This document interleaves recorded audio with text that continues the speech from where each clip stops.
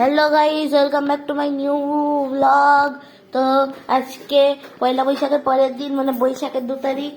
মাম কি ব্রেকফাস্টের জন্য বানিয়েছে সেটা দেখি। ওটা খাবো না কি?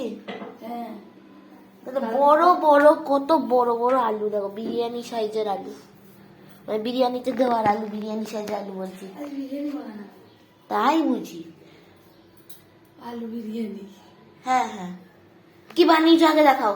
ওই তো কুমড়ো কাটা হয়েছে, বড় কুমড়ো নিয়েছে। খাবো না, কুমড়ো ছোলা আলু দিয়ে তরকারি আর মুড়ি। আমি খাবো না। কেন খাবে?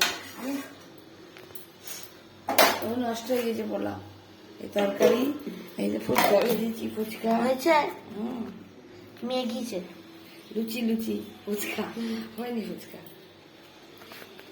চলে গেল, চলে গেল এটা আমার। আউ ভালো ভালো আছে, পোলাওটা নষ্ট হয়ে যায়।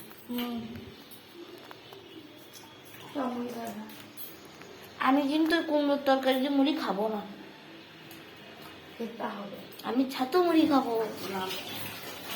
তো যাই হোক, এই হচ্ছে আজকের আমাদের breakfast blog. Subscribe and follow my channel food street blog. Bye by.